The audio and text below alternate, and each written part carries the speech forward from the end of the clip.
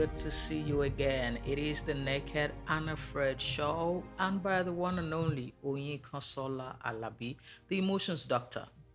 Today's conversation is very sweet, sweeter than ice cream, because all of you need to hear it. Yeah. So please call your friend, call your neighbor, call all your tribe members to be here because you have been trying to find out about this particular person in your life as a friend, as a lover, as an enemy, anything that they are to you.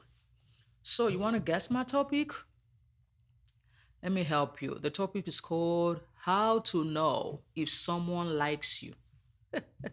How to know if someone likes you. How to know someone likes you. Yeah, I can't win a Grammy, don't bother, but I'm trying. How to know if someone likes you? Sometimes we're just trying to find out does this person like me? Did they feel me? Are they into me? Or do they want to use me? Now that sounds like a rap. I'm getting better, yeah. Do they want to use me? Did they feel me? Are they into me? Or they're out of me?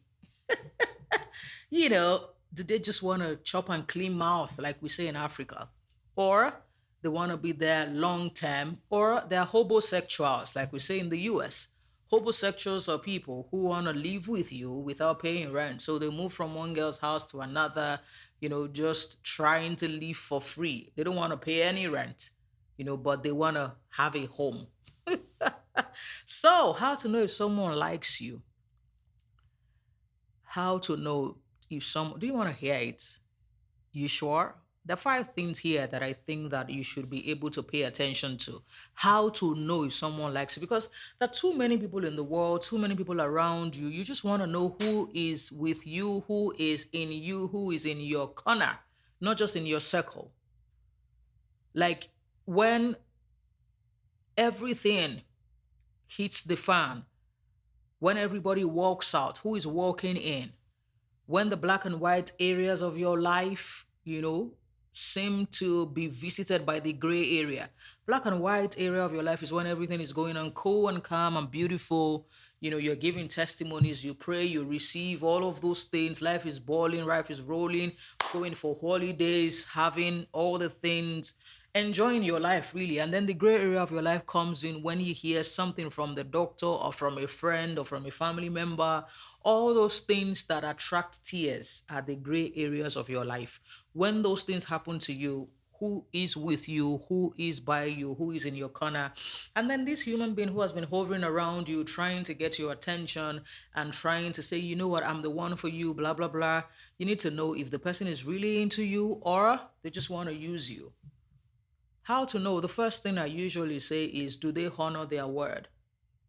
Meaning, do they do what they said they will do? What they say and what they show you, is there an alignment?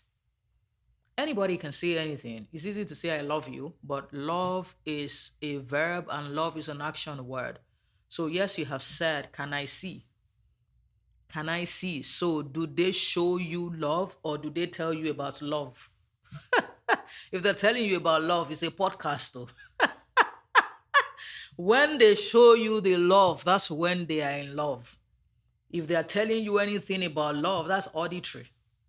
It's just like listening to a podcast or a radio show. You gotta see the love. So, do they honor their word?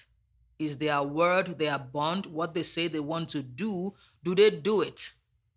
And even if they do not do it, do they come back to explain? Do they honor you by returning to say, oh, babes, I'm sorry I couldn't do this. This is the reason why, and stuff like that? Or do they say they would call you? They don't call, they don't send you a message, no explanation, nothing. They just move on like, oh, nothing really happened. Yeah, nothing really happened because you're not a priority to them. Because where your treasure is, your soul and mind will be there. So, do they do what they said they will do? Mm-hmm. Mm-hmm. So go back to the drawing board, go check it out. That person who has been hovering is the person doing what he or she said they will do. Their words and their actions, do they align? Number two, Love gives. If there's anybody who loves you and can give you their time, their resources, give you, there's a time for word of affirmation, there's a time for gift. Not every time word of affirmation, encouragement, I believe in you, I believe in you. Go and buy a gift. We have heard. We have heard the word of affirmation. There's a time for word of affirmation. Not every time word of go and buy a gift, please. Love gives their time. It is called act of service. Gives their emotions. They are willing and available to be there for you. And then they don't have a problem spending on you. And this is not restricted to any gender. Women must learn to give. Women, you are not tax collectors. Buy something for the person you care about. You don't work with IRS or anything. Go and buy something for the gentleman. And when I say buy something, not singlet, oh, except it says you should buy him singlet and socks. Buy something useful. Buy him some cool things, just something that, like even for his beard, so that the beards will be getting longer. You'll be playing with it. Just look, women, don't fall my hand now. Just pamper your man. Love gives.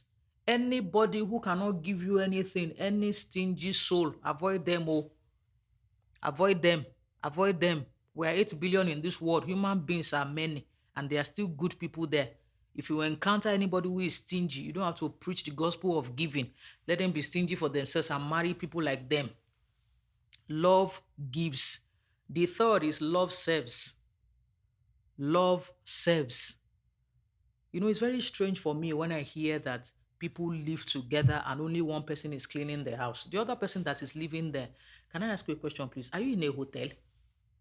You can't clean where you live. You can't pick your clothes, and put in the washing machine or where you're supposed to put it. An adult has to be picking after you. Is everything okay? Like, yeah, you. Is everything really okay? Somebody has to wash your plate. Did they eat for you? Love serves. It's very ridiculous that we're even having conversation about home cleaning. Oh, my husband doesn't help me. My this doesn't help me. Like, are you guys serious right now? Did you marry that person to kill the person? Or you married the person because you said you liked and loved the person? If you like and love, how come you can't serve? Does anybody have to tell you that service is part of love? Okay, just in case you didn't know, I agree. Now you know. You now that you've listened to this, come back. You're not going anywhere. You can't listen. Come back. Come and finish this podcast. Now you know. Love serves. Like, let's be better human beings. Let's make life easy and just beautiful. We just survived the pandemic. Are you serious? Do you know what we all did? We legit had to be washing our hands, wearing masks, and covering up all of those things, and we survived. I had COVID and I survived it. Love serves. Let's be better human being. Oh geez, let's just be better. Number four, love sacrifices. Anyone who likes you will take pleasure in sacrificing for you. And when I say sacrificing for you, I don't mean you should kill them. Yeah, there's a balance because some of you are very strange. I don't mean you should kill them, but love sacrifices. When people like you, they step out of their comfort zone to honor you, to serve you, and to, just make some room for you, some level of sacrifice here and there. They deny themselves of some things so that you will be more comfortable. So pay attention to those little things, people who intentionally prioritize you in their life. On your birthdays, on your good days, on your not too good days, they are there. You can count on them. They are dependable and stuff. Finally, love listens. When people care about you, you shouldn't plead that they have time for you. You shouldn't plead for attention. You shouldn't beg them to pick their calls or beg them to respond to the calls or to listen to you or prioritize you or love you. I think that all of us need to, first of all, actually love ourselves. You need to treat yourself better. You need to have standards for yourself so that when people come into your life, they are just going to honor your standard.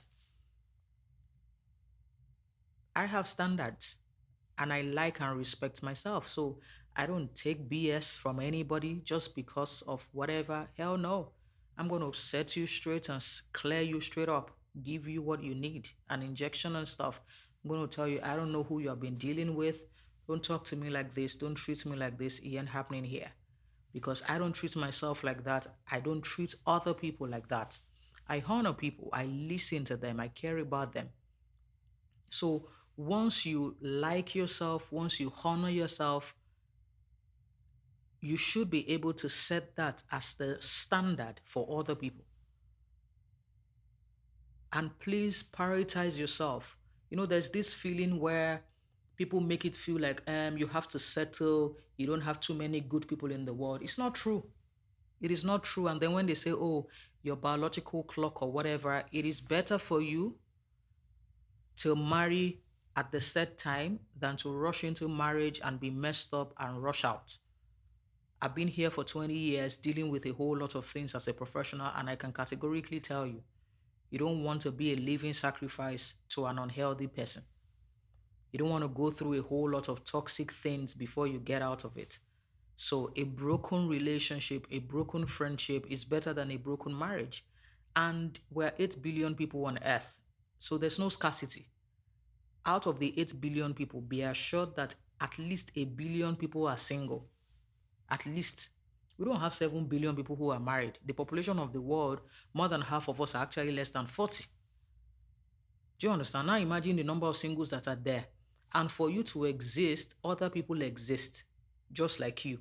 Other kind, wholesome, beautiful, compassionate, empathetic souls exist. So there's no reason to rush and be desperate and settle. For someone like me, I don't say I'm single and happy. I ain't settling for anything. I'm not managing any relationship. My life is beautiful. I have everything that I need. My life is joyful. If you're going to be a part of my life, you have to bring what is already on ground and you have to be available to multiply it. I'm not going to reduce myself for you to feel comfortable, and I'm not responsible for your insecurities. Whatever you're feeling is okay, but don't bother me with it. So there's no, oh, you're famous, you're rich, you're this. Any man will be insecure. I don't need him in my life. He should be insecure with his ancestors. He should get me out of it. I'm not the source of his pain. Oh, any man that sees you will be scared of you. You should go watch a horror movie somewhere. You should leave me out of that rubbish. I'm not responsible for anybody's projection, anybody's pain, anybody's rubbish. My life is beautiful and sweet. Can't you see how I'm looking? Let me remove my glasses. It's my recommended glasses, by the way. It's not a sunglasses. You see. Can you see how I'm looking? Yeah, that's how beautiful my soul is. Just enjoying my life. So if you cannot multiply this beauty and increase it, don't stain me. So instead of trying to force a relationship, force attention, force someone to prioritize you, you don't have to nag at anybody. Don't participate in anybody's life. Don't be a part of anybody's life if you have not seen how they like themselves. I only date people who are already in a beautiful relationship with themselves. If you are in an abusive relationship with yourself, I will know you would abuse a whole lot of coping mechanisms and stuff. And it's from a good place. I've healed. When you have healed and you are healing, you don't want anything to mess you up. That's where I am. The place of peace. I avoid any stress. Yeah, yes. I've gone through a lot. So where I am now is the place where I listen to music, do meditation, take a stroll. I'm telling you, I'm just breathing. That's where I am now. So anybody I'm going to be coupled with, he has to be in a beautiful relationship with himself. And then we come on board as a partner and, exponentially grow. So now that you know how to know if someone likes you, drop a message, drop a comment. Let me know how this is working for you. I'll see you next week. It's the Naked and Afraid Show with the one and only Onyi Consola Labi, the Emotions Doctor. Turn on your notification. Remember to subscribe with your prosperous hands. And I'll see you next week. I love you.